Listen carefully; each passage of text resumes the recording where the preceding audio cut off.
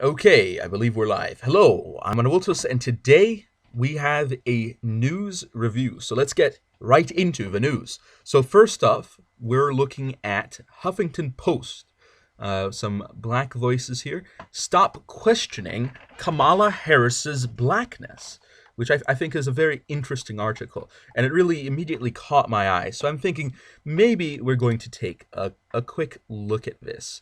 So let's just enter and observe Black Voices 06 28 2019. So it was done a few days ago, but I think it's fair enough. Chilling new birtherism slam suddenly surges against Kamala Harris on social media. Racist tweets claim the senator doesn't represent American blacks because her dad's from Jamaica, by Mary Poppenfuss, who doesn't look very black in the picture. So I don't know if this is a black voice, but fair enough.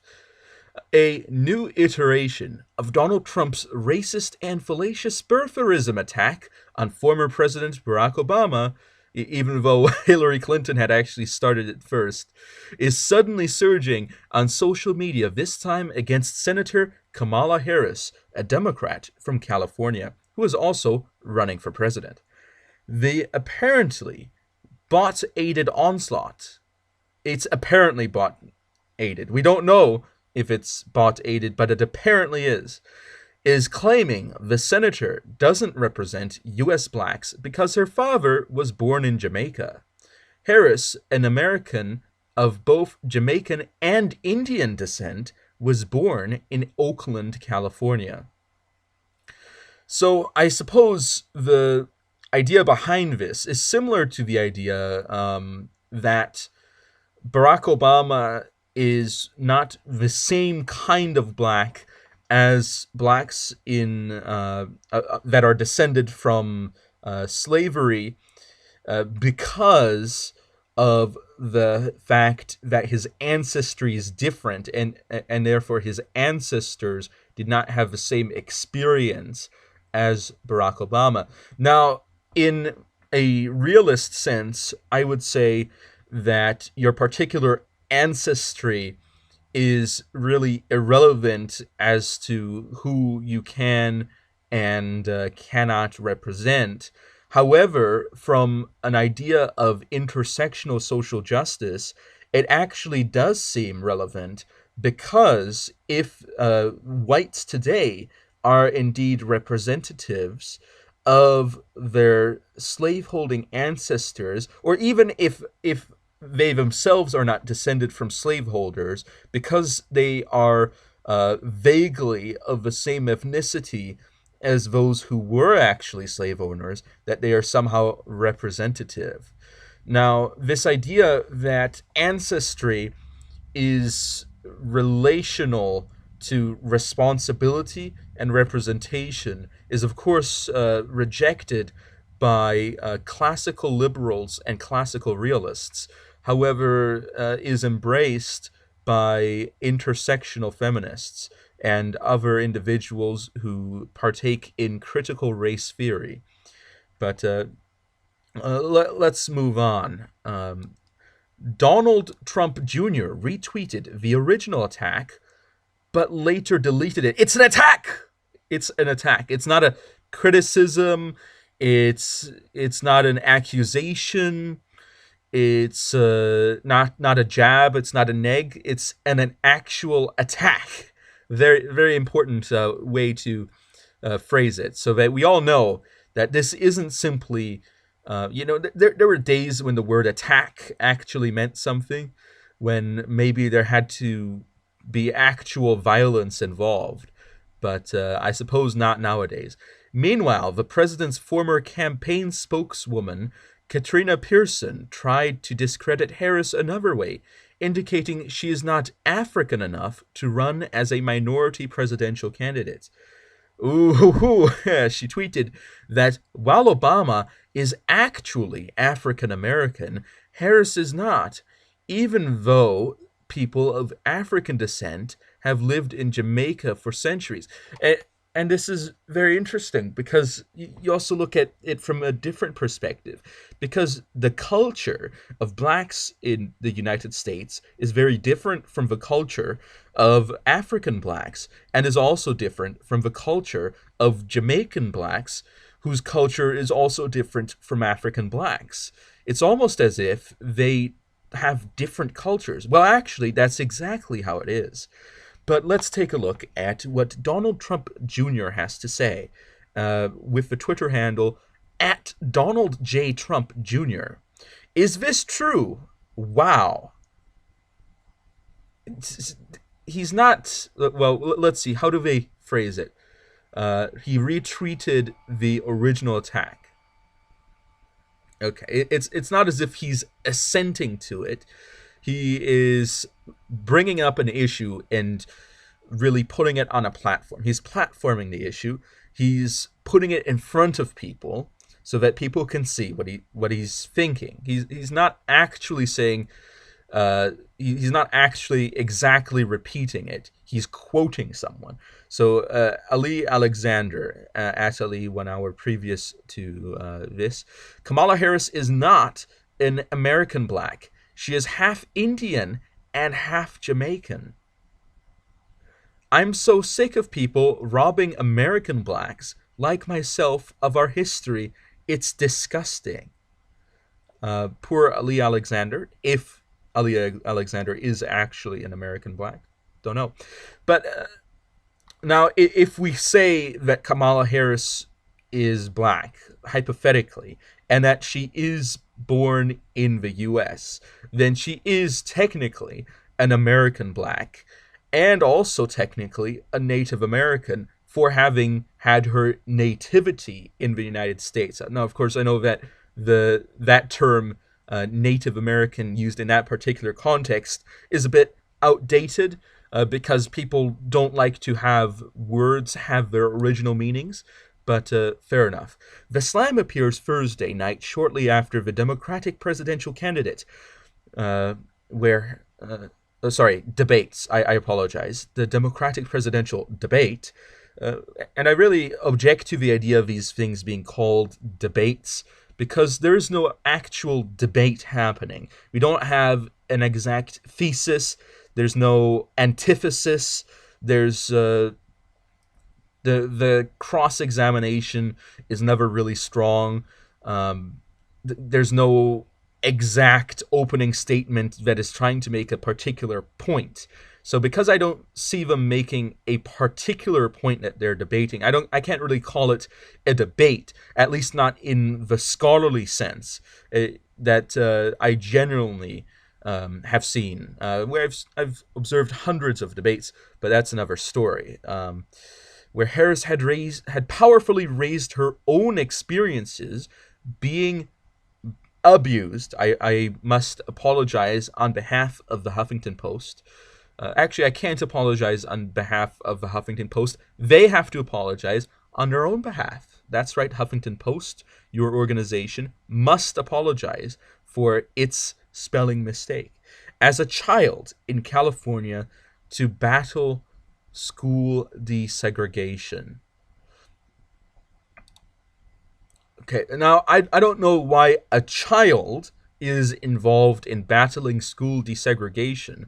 I mean, there are some things that should be left to adults, and school desegregation seems to me one of those issues. However, I do have to say that I do not endorse the abuse of children in whatever way Kamala Harris was abused, if she was abused.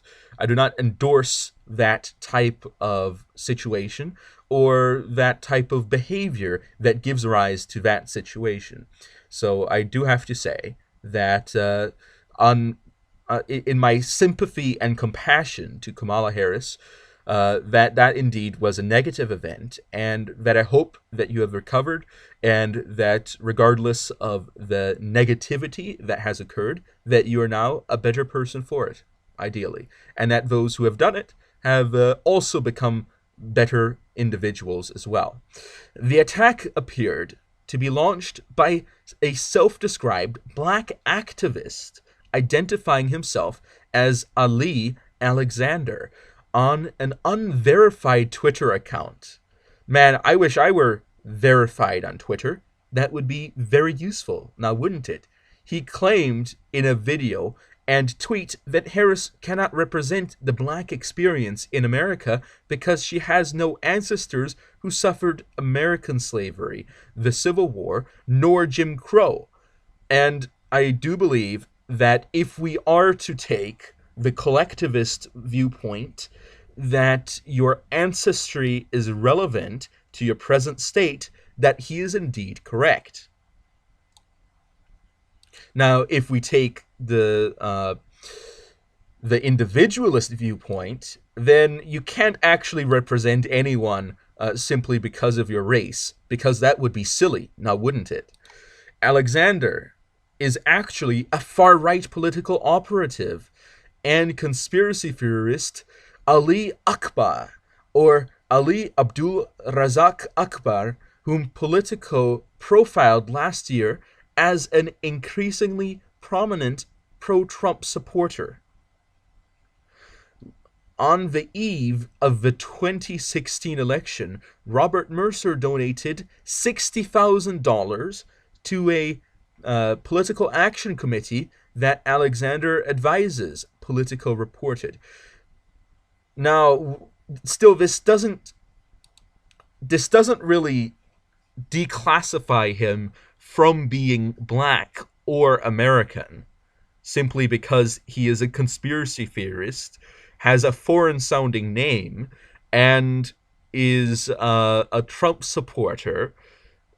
So that they're not actually declassifying him from being a black activist. It's almost as if they're saying that if you are a Trump supporter, you can't be a black activist, which is weird and unrealistic. So, great job, Huffington Post, for not actually debunking the idea that he is a black activist. Akbar, posing as Alexander, boasted that his tweets went viral. In fact, his message was nearly instantaneously picked up word for word and disseminated by several Twitter accounts that have been identified as bots, BuzzFeed reports. Okay, so now we have the botting. Thank you. There we are. Okay, so there are bots. However, the fact that it is identified and disseminated means that there are individuals that are particularly looking out for tweets like this to retweet them and have set up bots for that express purpose. So in a sense, it might be viral. But the fact that Donald Trump Jr. is retweeting the actual tweet here does show that it maybe did indeed get viral, as Donald Trump Jr. is indeed a verified checkmark. Okay.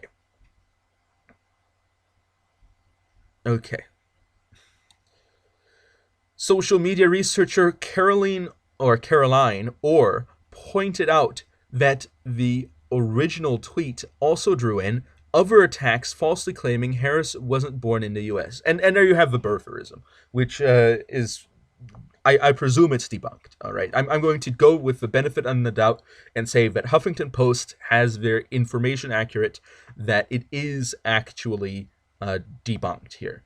A lot of suspect accounts are pushing that Kamala Harris is not black narrative tonight.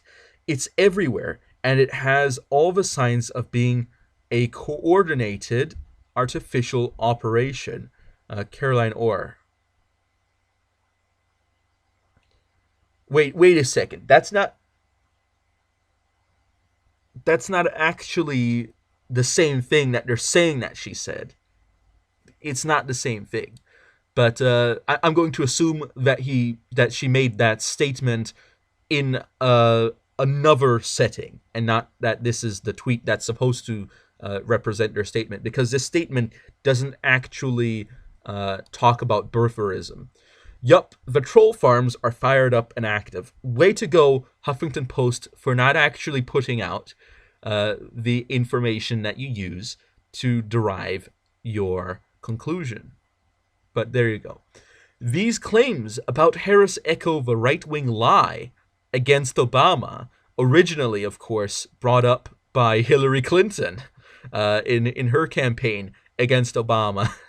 But she lost that campaign, so I guess it put it in the other court. But I say that anybody that contributes to this is indeed wrong, because it doesn't matter whether he was born in Africa or not, because his mother is a U.S. citizen, which means that he is a citizen by birthright, which means that he is eligible for the presidency. So it is actually a very silly argument to make.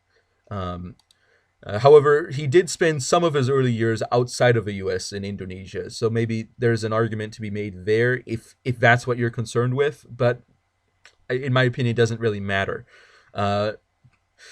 Pitched repeatedly by Trump that the first black U.S. president was born in Africa and had no legal right to be an American president, which is wrong, because if he was born a citizen, then he has a right.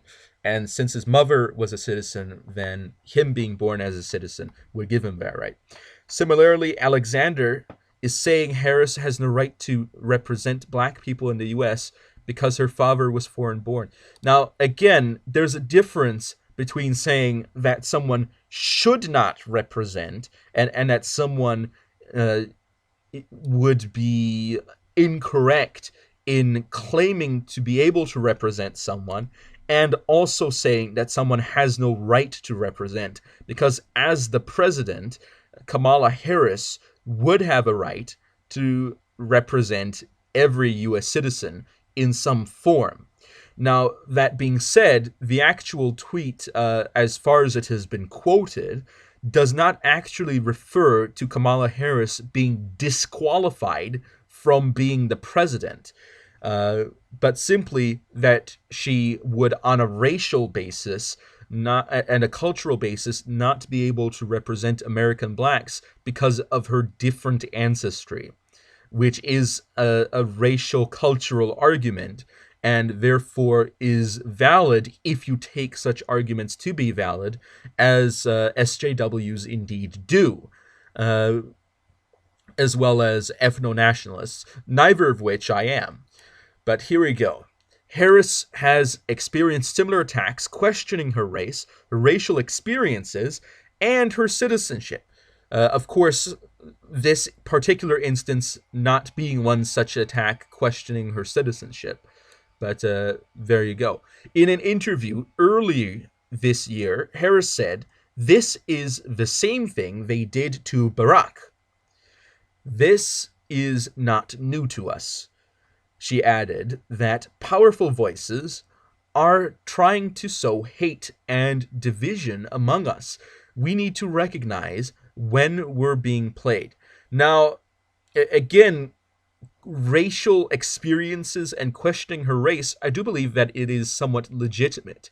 And if I were an actual individual that partook in critical race theory, then I would perhaps go too far as saying that Barack Obama is in fact party to white privilege, because I believe that the qualifications of white privilege, if we indeed disseminate, dismember them from actually doing things because of race, and we actually bring them into the context of receiving particular privileges due to one's ancestry, Barack Obama being descended from his white mother, who has ancestry that goes deep into important families in the U.S. and is therefore related genetically or by marriage with every other president of the United States, with the exception of Martin Van Buren.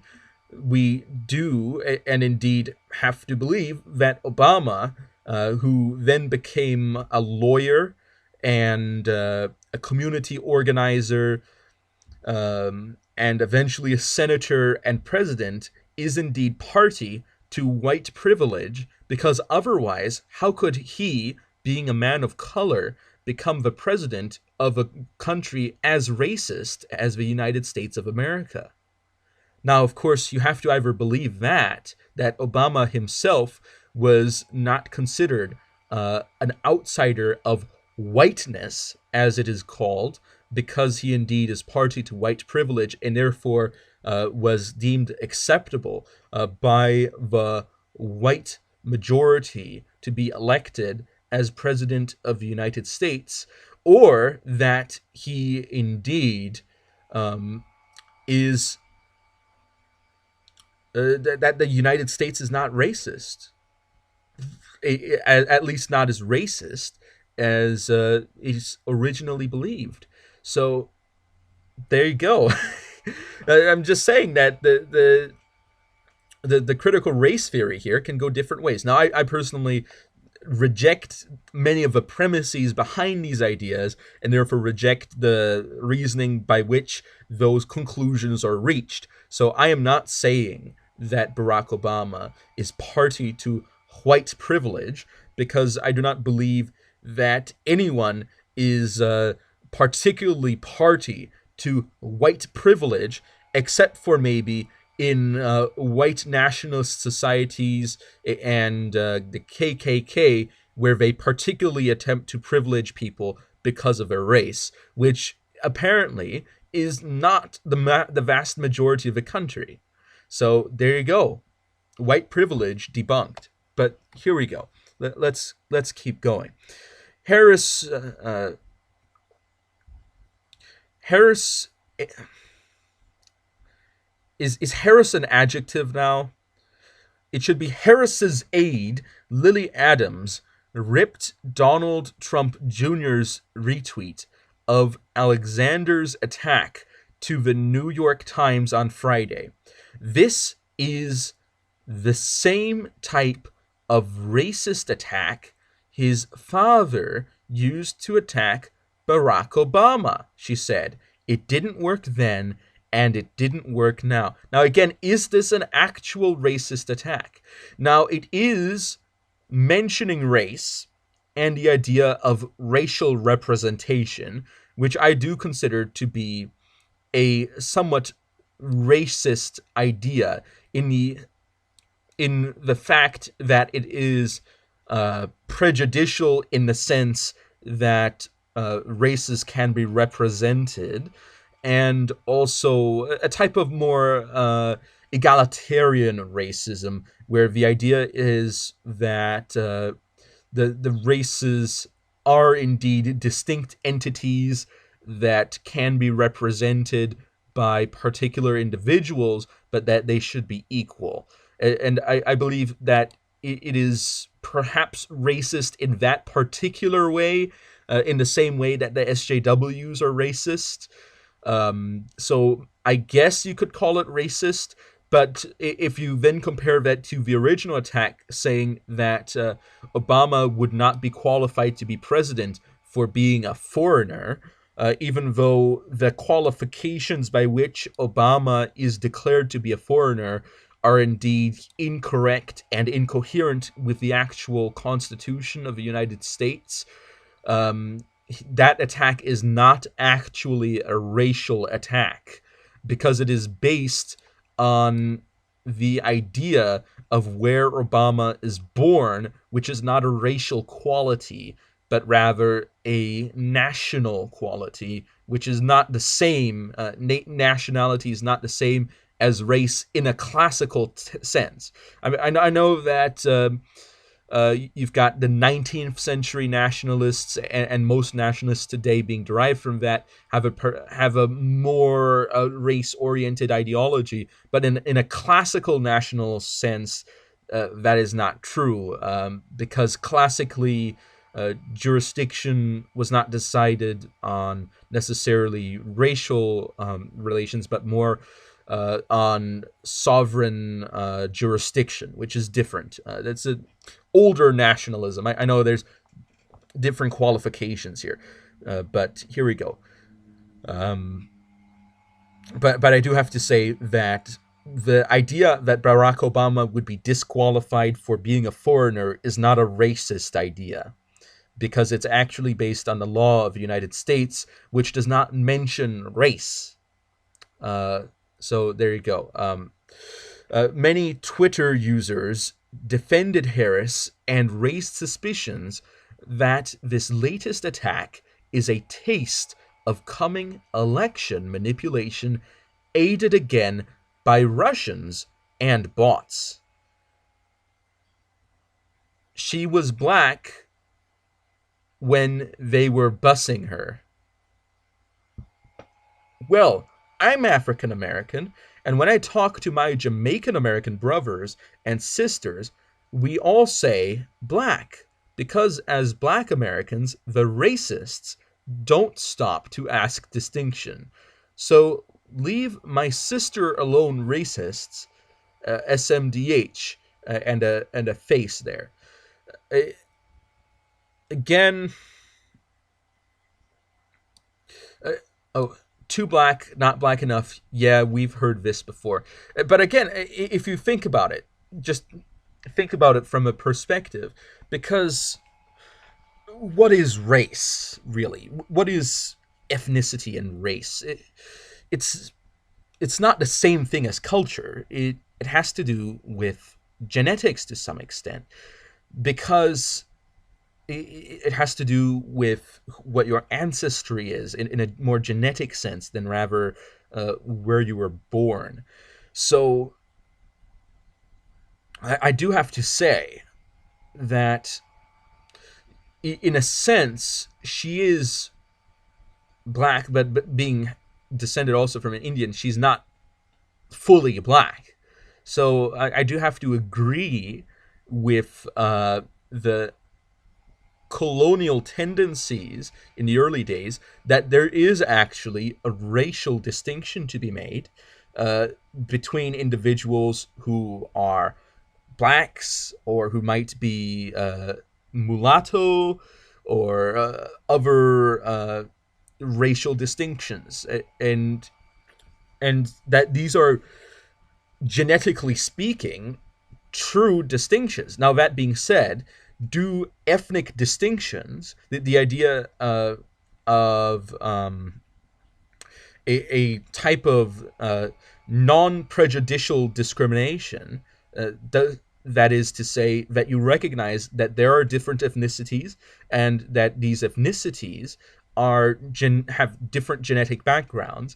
Does that mean that these are then determinative towards behavior and towards actions and towards how individuals should be treated, which would be more prejudicial side? I in my taxonomy of racism, do go into the idea of non-prejudicial racism. Now, whether or not there is a correlation is a different question, because then that has to deal with cultures generally having similar genetic backgrounds. However, just because you have a similar genetic background doesn't mean you have a similar cultural background. And to say that an individual would be representative of another individual of the same genetic background would be ignoring the cultural dimension of that, which therefore, in my opinion, is prejudicially racist. In other words, to say that Kamala Harris can represent American blacks is actually a racist statement, from my perspective at least, in my particular taxonomy of racism, which you can look up. But anyway, funny, last I was there were plenty of blacks living in Jamaica, and nobody's disputing that. What people are disputing is that the culture of the blacks being in Jamaica is the same as the culture of the blacks in the US, and it's not. Suppressing the African American voter turnout seems to be a core GOP strategy. How would this suppress the turnout? How would this suppress the turnout? Are you saying that African American voters vote based on race and that they are therefore racists, eh? But of course, with critical race theory, you know that minorities can't be racist. You have to have an institutional advantage. And by that, I then question, what is the institutional advantage? What, the fact that government funding is going to Planned Parenthood, which has historically targeted minorities such as blacks to promote the abortion of black children. Perhaps that's the institutional advantage that you're talking about, but unfortunately, most people on that side of the issue also happen to be pro-abortion, so I guess that can't be an institutional advantage. So there you go.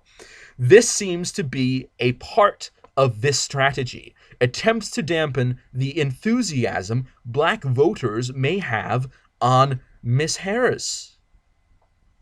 Now,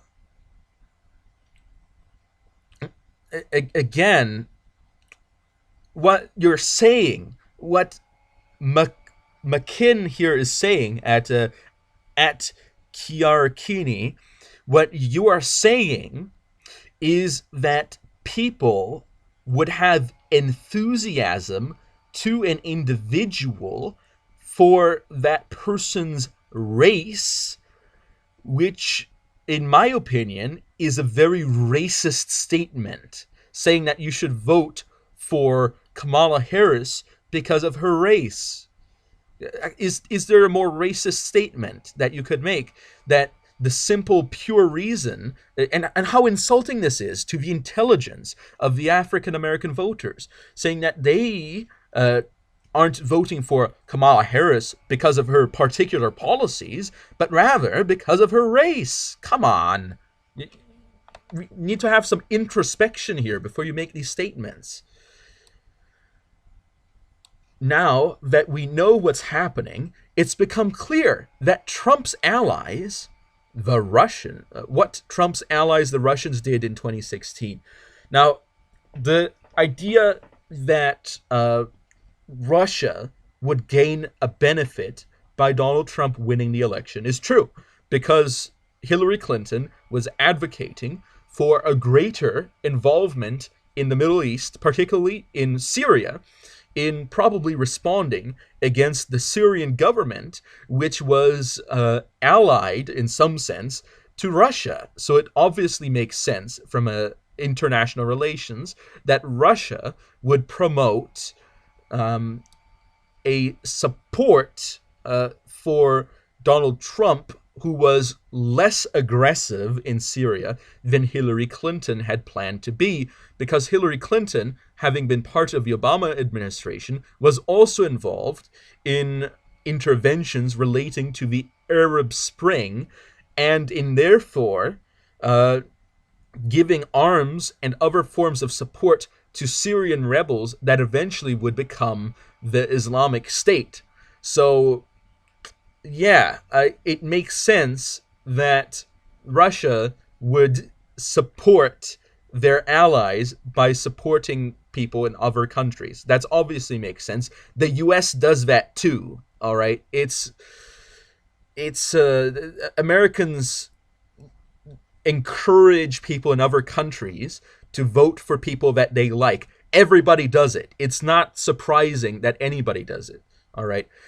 It's also not surprising that social media, being private platforms, decide that they will not be impartial and choose to support particular sides and issues. That's not surprising. Everybody does that to some extent, unless the individual is particularly committed to being impartial, which, let's face it, most people aren't. So, again, did Trump was Trump a puppet for Russia? No, of course he wasn't. Trump is his own man, all right? I think it's very difficult to actually force Trump to go in a particular direction. And this also has to do with the fact that Donald Trump's principles are kind of up in the air sometimes, and that he has changed his mind on a wide range of issues over the years. So that's why I don't support Trump, because he is kind of a mixed bag when it comes to his issues. But again, it's not as if the other side isn't doing this too. And while I don't support, let's say, secret funding from other governments for particular political campaigns, if it's simply people making statements, I don't see that as being particularly wrong, because I don't believe it's incorrect or wrong for me to say whether I would prefer a particular outcome in another country. I don't think that's particularly wrong to say, to have an opinion on things that happen in other countries. All right? What's wrong about that? Moscow is busy. And of course, the idea that there's actual collusion with Donald Trump and himself and the Russians, which would be a problem, has not been proven. All right. And if we have a presumption of innocence, as is mandated by the law, then perhaps we wouldn't be rushing to conclusions. But it seems like many of Donald Trump's opponents don't actually care about the law of the land, but prefer a system where individuals can simply be declared guilty based on suspicion. Russia is listening. We see you. Donnie Jr. retweeted one of them. So he is in the bot network. All right. Donald Trump Jr. is now a bot, even though he's verified. Thanks, Twitter. Consider it as a positive sign Harris is starting to scare some folks. And is it a good thing that Harris is scaring people? Is that what you want from a president? To scare people? What you should want from a president is someone that is trusted, all right? Someone that people trust, not someone that people fear. Next, they are going to claim number Harris 2020 was born in Norway. Well, yeah, of course, when claims become that obviously fake, but then again, the public generally would still fall for it, let's be honest. Here's Harris's response earlier this year to accusations that she's not black enough. And we've got a CNN video. All right, you know what? Let's do a double here. 2 for 1. Let's take a look at the CNN video. Since it's in here, we might as well take a look at it. And a question for all of the candidates as they're getting into the primary, Karun, is how do they take on Donald Trump, right? And the Mayor Pete Buttigieg approach to Trump versus the Elizabeth Warren approach to President Trump, which is ignore him or take him on directly. And I think the problem with Donald Trump is that to many people, Donald Trump's credibility when it concerns his words is not very relevant. And that's something that I don't particularly like about Donald Trump, the fact that he will say things that are blatantly false or that are overblown, and he makes statements like that. That's not something I like, because I don't think it's contributing to a healthy democracy to have political leaders make all sorts of wild statements. Now, that being said, it's not as if people on the other side aren't doing that too. Let's be honest here. There's people making all sorts of crazy statements, and Donald Trump didn't start the fire, but I would certainly hope that the fire gets put out by someone around here, and it's not contributing that the Democrats aren't helping. All right. Which approach do you think wins out in the primary? I mean, this is the big question for the Democratic Party, right? Which way are they going to go? They're not exactly a completely cohesive group. Right. Yeah, you could say that again. You've got the moderate Democrats. You've got the racialist Democrats. You've got the my family has always voted Democrats. You've got the communist Democrats. You've got the Antifa, who probably vote Democrat. Let's be honest. So it's a very wide range of issues, from having ideas of social democracy to anarcho-socialism, anarcho-communism, and perhaps there's even some tankies in there somewhere as well. I don't think that you can completely ignore Donald Trump. He is everywhere. He is on television every 5 seconds. He is doing things that make the news all the time. So to pretend like you're not actually addressing him in this election is to kind of ignore where the gut of the Democratic Party is after the heartbreak of 2016 that they had. But, to completely go further than you can actually substantiate necessarily by saying, oh, he's maybe not going to be a free person. I mean, the Mueller investigation has not gotten that far. The Democratic leaders in the House do not want to talk impeachment right now. So that may be just... That's right. Impeachment, not going to happen, folks. Going to have to deal with Trump himself. Kind of throwing too much red meat out there. And clearly there's some sort of a happy middle, but we don't know who that's going to be or what it's going to sound like, because it's going to depend a lot on the candidate. And at this point, they're all making their pitches out there and seeing what sticks with which part of the base they hope to claim. They're not yet at the point where they're going to have to start answering, and challenging each other. And that's when we're going to get to see, really where they can kind of split the party. Yeah. Yeah. And also too much red meat. That is a line you will never hear. That is not a philosophy that Donald Trump adheres to. That's for sure. I do want to ask you about about Kamala Harris. During a radio interview this morning, she was asked about people questioning that she's not black enough. And I found it was important how she answered it and what she said. Let me play. Well, this comes again back to the critical race theory that whiteness is not necessarily an inherent racial quality, but that it is a more of an ontological quality that is then linked with a type of culture. And from a similar token, blackness would be similar to that. And that's why there are people that, let's say, are ethnically black, but because they don't go with the mainstream, they aren't considered black by the mainstream. So you've got such as black Republicans, blacks in the alt-right, black libertarians, people that go around and just generally disagree with the policies that are being put forward by the Democratic Party and are then called Uncle Toms. So they get their black card removed, which is very weird. But I guess that's how the cookie crumbles. For you, what she said. So I was born in Oakland. Yeah. and raised in the United States, except for the years that I was in high school in Montreal, Canada. And look, this is the same thing they did to Barack. Yes. This is not new to us. And so I think that we know what they're trying to do. They're trying to do what has been happening over the last 2 years, which is powerful voices trying to sow hate and division among us. Mm-hmm. That's a very vague thing to say. Powerful voices are trying to sow hate and division among you.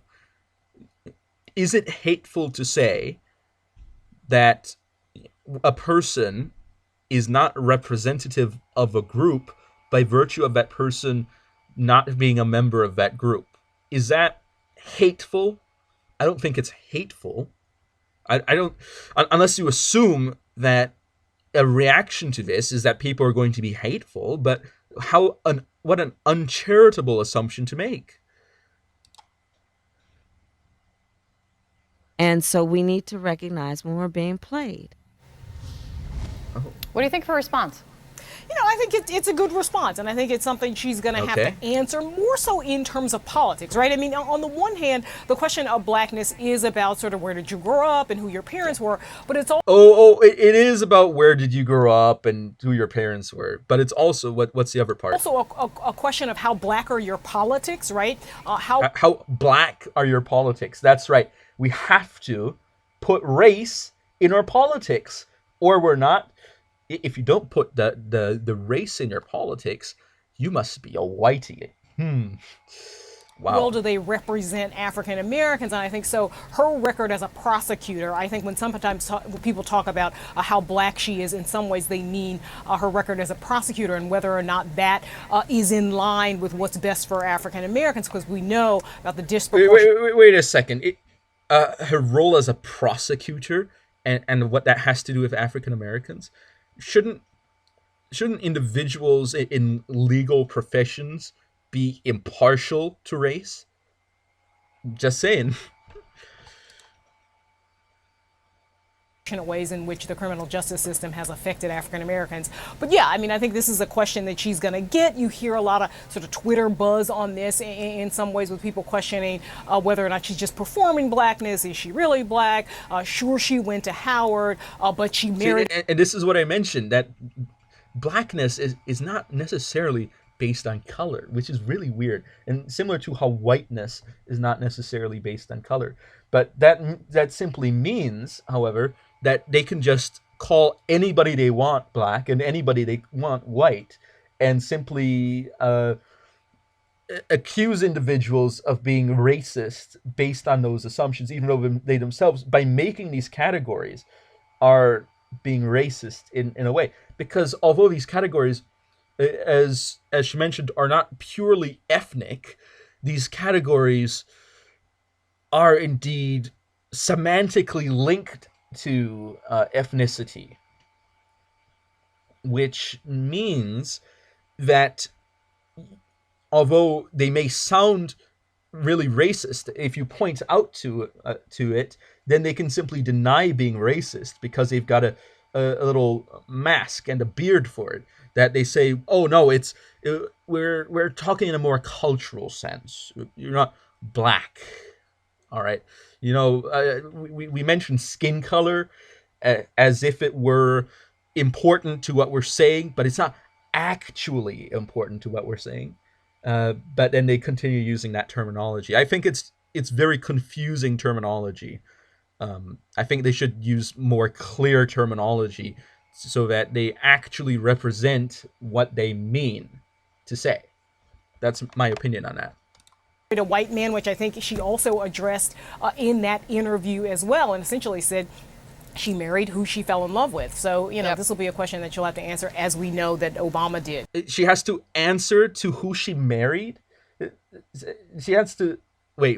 Let me jump back here. Just a few seconds. Fell in love with. So, you know, this will be a question that she'll have to... said she married who she fell in love with. Okay, also addressed in that interview as well, and essentially said she married who she fell in love with. So, wait. I missed it. Here we go. Sure, she went to Howard, but she married a white man, which I think she also addressed in that interview as well, and essentially said she married who she fell in love with. So, you know, this will be a question that she'll have to answer, as we know that Obama did as well. She has to answer this question to the black community that she married a white man. Are they accusing her of race mixing? Holy cannoli, how racist is this? Ooh, the Democrats are getting spicy in here. I thought the alt-right was getting spicy, but whoa, woo lad. I don't know if I appreciate this type of racism in my politics. Whew. I find it fascinating, though, when you look across the Democratic primary field, how candidates and people interview them, no one's shying away from any of these topics, though. From Kamala to Amy Klobuchar with the stories about her, to Pete Buttigieg, generational. They're not shying away from the topics. What they should be saying is they should be with MLKJ, and they should simply say, my race is irrelevant because I'm here to represent all Americans. You know, I'm black and I've done these things in the past, but and therefore you know that you can trust me, but I stand on the virtues of my policies and on my past record as a prosecutor and as a legislator, and that I therefore can represent all Americans. That's what she should be saying. But instead, we're concerned of whether or not she can represent black people, as if that's important for a president who is the president of all Americans. Because obviously, the president can't be every race. That doesn't happen. You can't be every race, because by virtue of trying to mix all the ethnicities, you're becoming ethnically different from every race.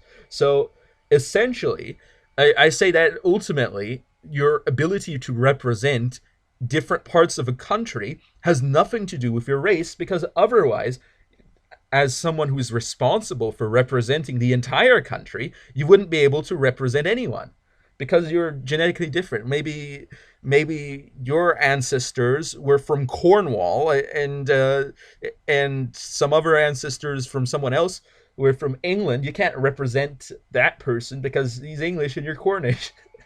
I mean, come on. Just why does it have to be about race? Why does it have to be about race? What is it with all this racial politics? Why are you concerned about people representing your race when instead you should simply be concerned about people representing the rights of all citizens, including people of your race, because that would simply mean that you would actually have equality and you wouldn't have to worry about raising privileges and lowering privileges and trying to balance things out if someone simply says, I represent everybody. I want everybody to be equal under the law. And there you go. You know, individuals will have their biases. All right. Business owners might not like particular individuals of particular races. And if they don't like those individuals, then those individuals might not feel welcome and they'll go somewhere else. And those business owners will lose business, and it will create a market for somebody else to go in and take advantage of that. So in a capitalist society, it doesn't make sense for policymakers to go about trying to solve racism in the country, because racism is something that, economically speaking, is disadvantageous, largely speaking, particularly in a population that largely doesn't care as much about race as perhaps some previous generations did. So, oh well, let's see just the conclusion of it. You know, he fashions himself a generational candidate, not shying away from his sexuality at all. This is a fascinating moment to watch play out. It's good to see you guys. Thanks, Kate. But again, on the idea of, let's say, sexuality,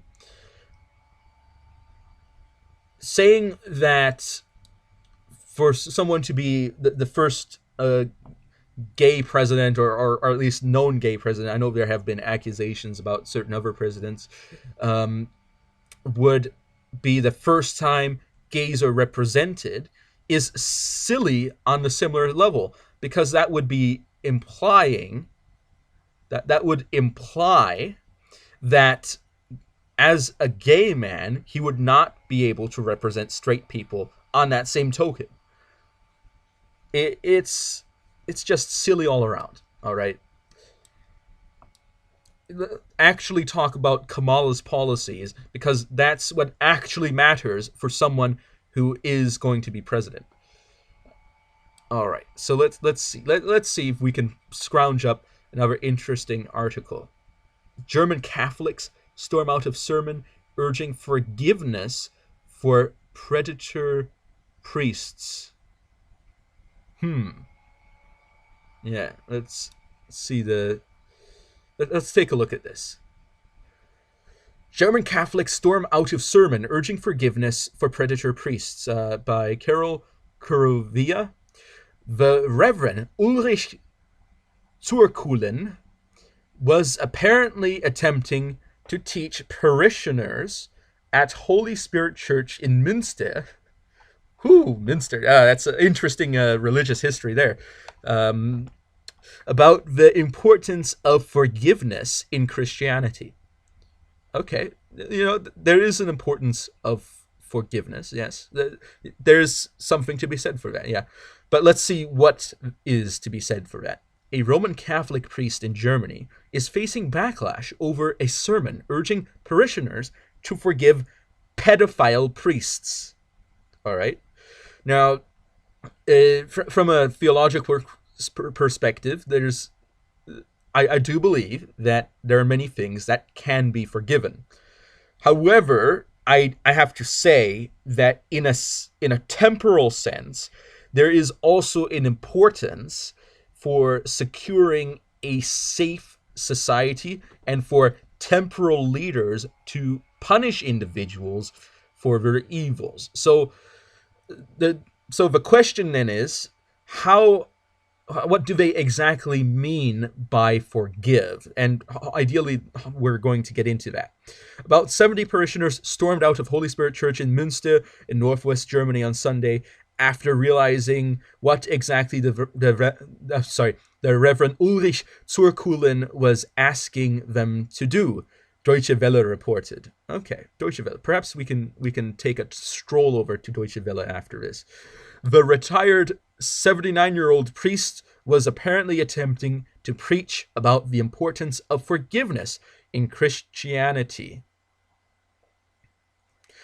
using examples from the Bible to insist that pedophile priests deserve to be forgiven too. The real question is, whose job is it to forgive them, and in what ways should they be forgiven?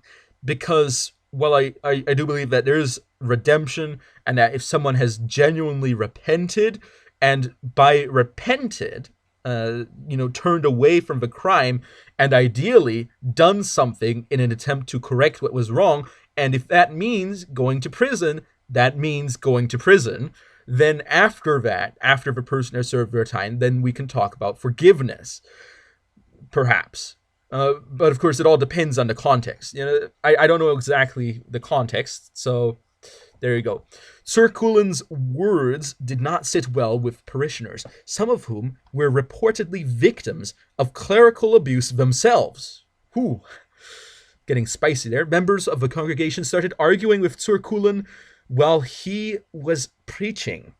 The situation escalated quickly, which led to a crowd of angry parishioners walking out.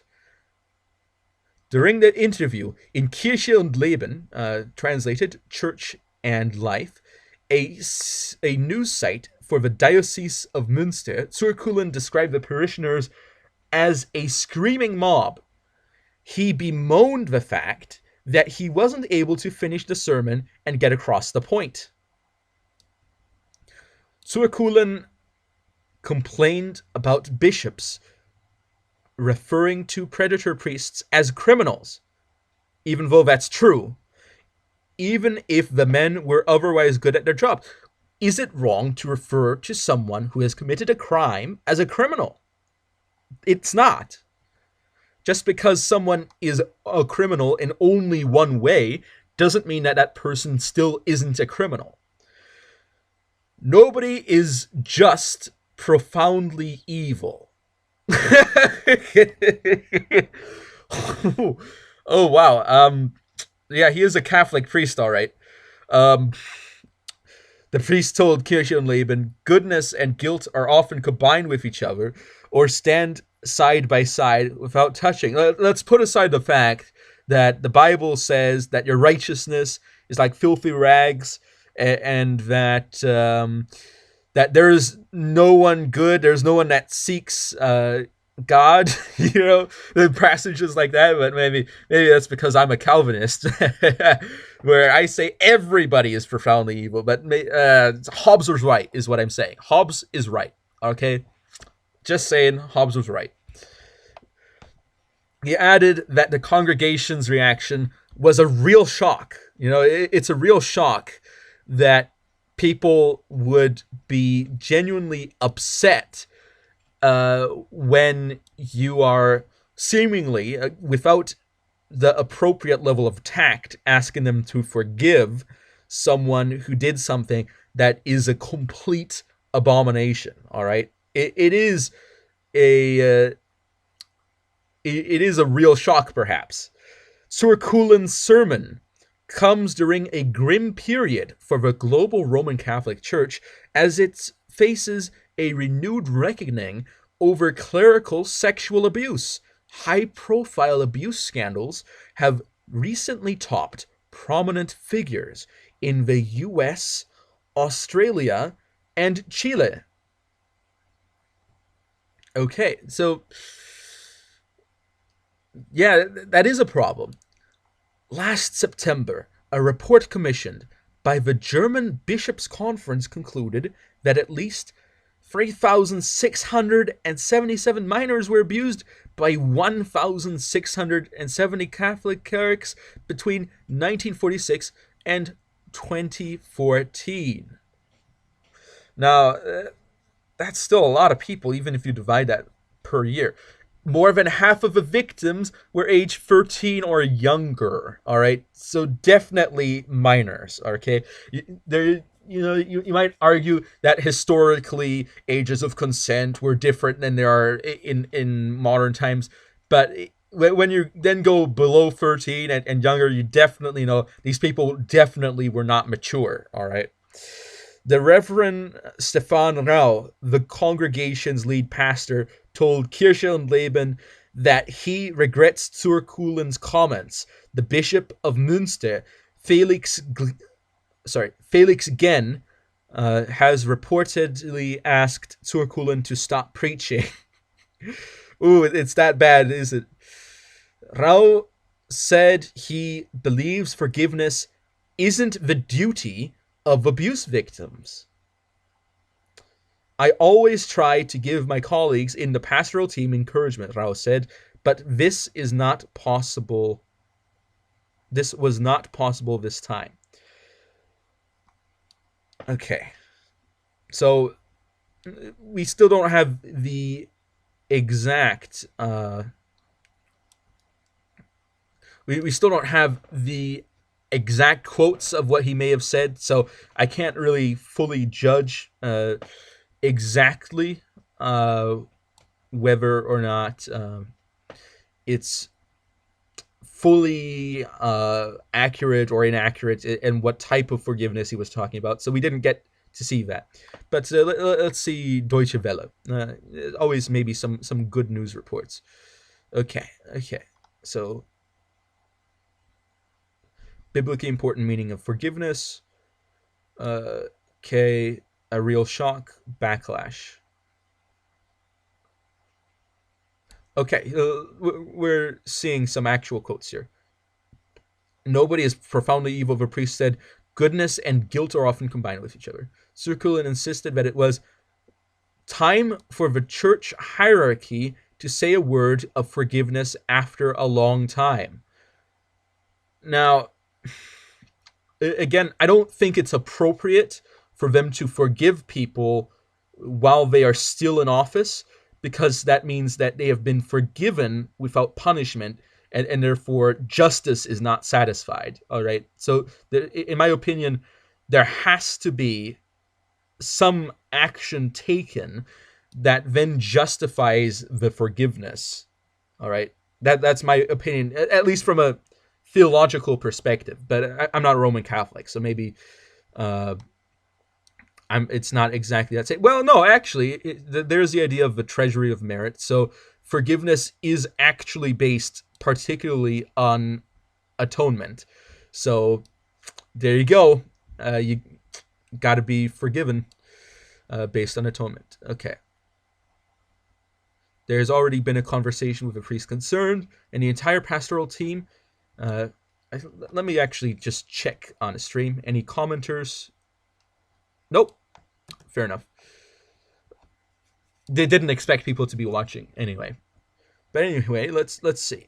The Catholic Church considers married priests for Amazon. Married men to preach in areas where the clergy are scarce. Actually, I should be on that side, but it's just vastly inconsistent for the Catholic Church if they do that. So let's see what we have. Top stories. I want to see what the top stories are. Come on, give it to me. Here we go. Malta, Italy, reach deal to take migrants. Fortunately, Deutsche Welle is not as an extreme group as the Huffington Post. The neo-Nazi network facing German ban. U.S. California hit by 7.1 earthquake. I heard it was a 6.9. Well, I guess maybe there's different calculations. Russian submarine sailors buried.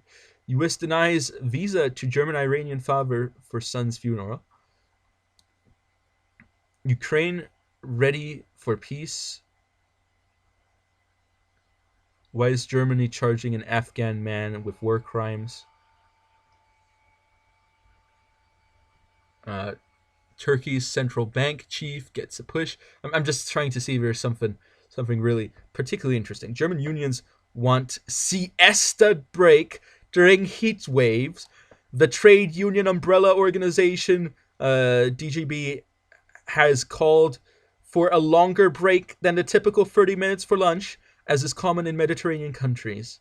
Last month, Germany recorded its highest ever June temperatures. Well, come on. This is the problem with unions. If you want a longer break, get a different job. Bundesliga. When summer vacation ends at Bayer Leverkusen. Okay. I don't really care about the Bundesliga right now. Libya, UN Security Council calls for ceasefire. Okay, let's see what's actually happening in Libya. Let's get a little news review here. Libya, UN Security Council calls for ceasefire. The 50-member bloc has called on warring factions in Libya to cease fighting and enter talks. The body also strongly condemned Tuesday's airstrike on a migrant detention center near Tripoli.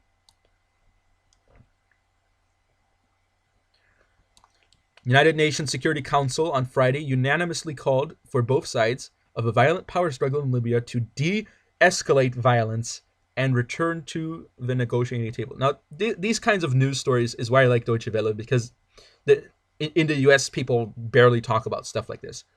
The 15-member body also strongly condemned an airstrike that hit a migrant detention center in Tajura outside the capital Tripoli on Tuesday, killing at least 53 people, including women and children. No one has claimed responsibility for the attack, and the UN has called for an independent investigation in order to bring those behind it to justice.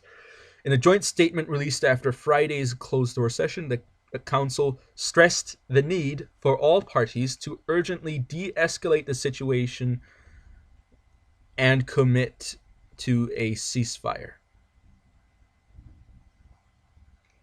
Tripoli has been the site of intense fighting since General Khalifa Haftar and his Liberal National Army, which controls much of eastern and southern Libya, began its offensive on the capital, which is controlled by the internationally backed Government of National Accord. Since then, more than 1,000 people have been killed in and around Tripoli, and the UN World Health Organization estimates that 100,000 people have fled the area, quite a lot. Friday's meeting had been scheduled to take place on Wednesday, but was delayed so that the U.S. mission could confer with the U.S. State Department over the wording of the joint statement. Fair enough. Always got to make sure you don't sign up to statements that you disagree with. U.S. and Russia refused to condemn strongman Haftar, though there has been international condemnation of the Tuesday attack, which the UN's Libya envoy, Ghassan Salameh, called a war crime. The US and Russia have refused to condemn Haftar's offensive to take the capital. The Security Council said it was deeply concerned about the deteriorating humanitarian situation in Libya, as well as the safety of refugees and migrants being held in the country's detention centers. It's almost as if the Arab Spring was a bad idea. The UN says there are currently around 5,700 refugees and migrants held at such centers, some 3,300 of whom are in war zones around Tripoli.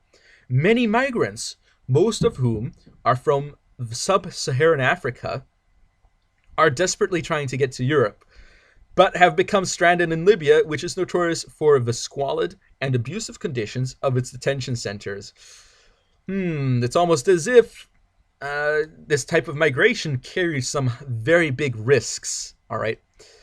So speaking of Libya, let's take a look at the other article. Here's what you need to know. So let's see what's the need to know on this. Push Tripoli could be the most important moment for Libya since the overthrow of Muammar al-Gaddafi in 2011. Who are the players and what's at stake for the war-torn country? So let's actually get some info out there. Let's get some info. The overthrow and killing of longtime ruler Muammar Gaddafi in 2011 plunged Libya in a conflict between rival militias. What has emerged is a fragile governance over the oil-rich country that has shifted between power centers from west to east. But in April, a coalition of fighters under Khalifa Haftar made a push to take Tripoli, the seat of Libya's UN-backed government, and with it, control of the entire country. Who's who in the battle for Tripoli, and what do they want? Who is Khalifa Haftar, a former Libyan army officer who helped bring Gaddafi to power in a 1969 coup? General Haftar is seen as a strongman in the mold of his country's former leader. The pair ultimately fell out, and Haftar spent 2 decades in the United States. He returned to Libya during the 2011 NATO campaign to oust Gaddafi, developing a power base in the east against Islamists and the UN-backed government of National Accord in Tripoli. Since 2014, his self-proclaimed Libyan National Army has taken control of Libya's significant oil production, consolidated gains across the country, and announced an advance on Tripoli in April this year. So, two different groups trying to reestablish order in the country, and he just happens to be on the other side. What does he want? Haftar has said he wants to restore security, as I expected, fight armed gangs and terrorists, and has cultivated a reputation among foreign allies for combating Islamists despite the Salafist forces under his command. So he's more on the moderate side of the issue, but still on there might be some links to extremism. But detractors fear Haftar wants to rule Libya in a permanent state of dictatorship. Gaddafi 2.0, his recent attempt to take Tripoli, was timed just before UN-backed peace talks aimed at finding a way towards a democratic, centralized government, forcing them to be postponed. You know what? I actually would prefer a more decentralized government, but yeah, it's just how the UN happens to operate. Who is Fayez Sarraj? A career public servant with little military influence on his own. Prime Minister Sarraj leads the GNA in Tripoli, but is criticized by some as being a leader installed by foreign powers, which is why I suppose Haftar opposes him. While his legitimacy is challenged by a rival government in the east, he is both supported and dominated by Tripoli militias. So there is, in some ways, a military junta going on here. Who controls Tripoli now? That's a grammar mistake, but of course, being a German website, maybe. Well, actually, since they're writing full-on articles in English, they should be held to a decent standard.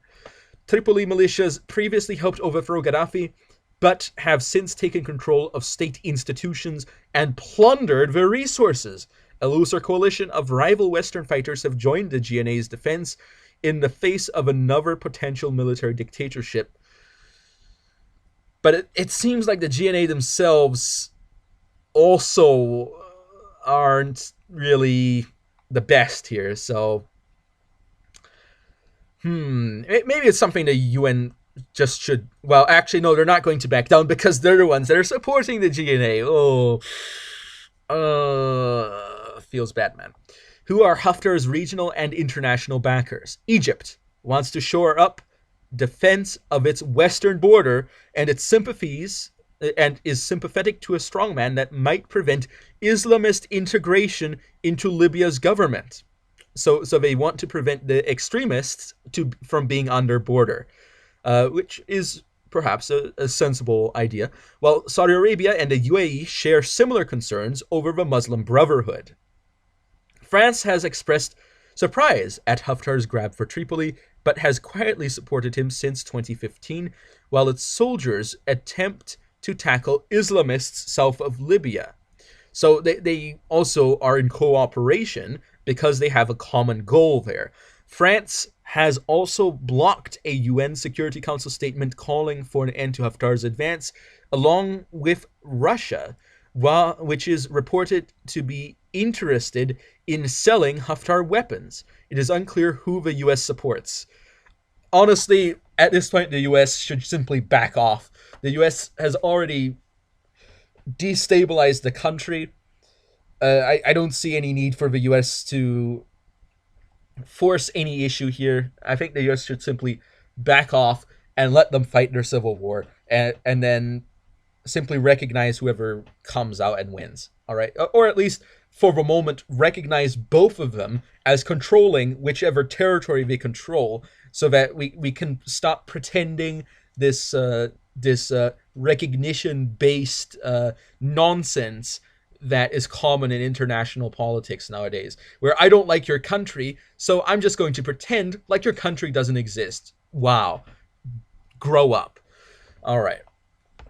Who supports Siraj? The United Nations has been the GNA's chief backer in support of a political process to end the deep divisions in the country.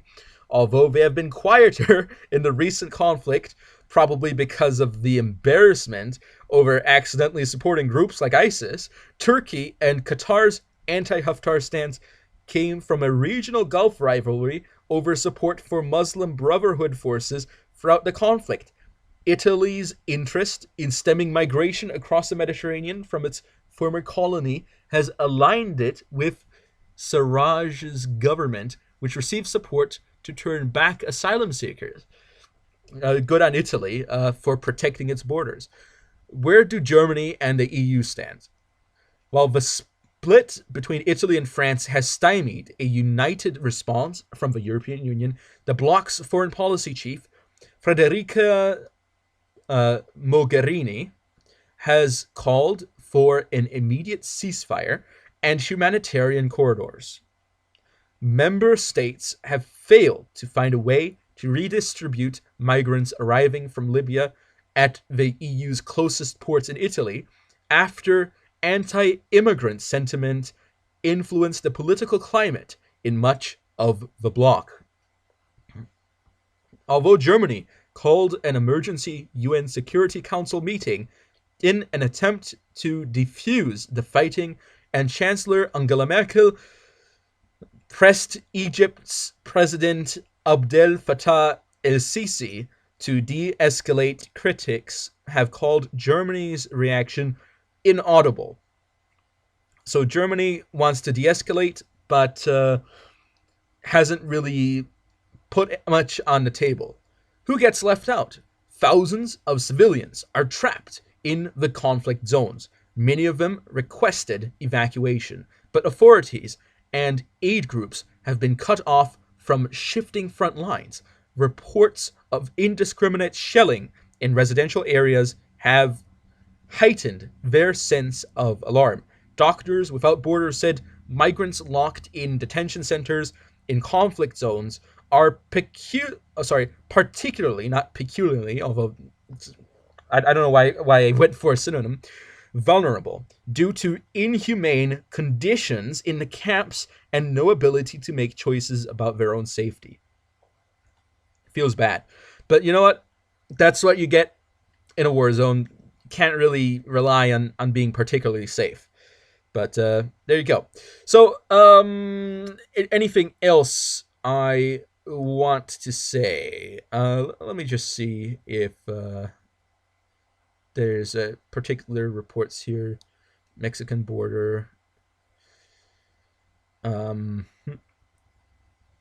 Donald Trump in the UK. Trump's tariffs. All right.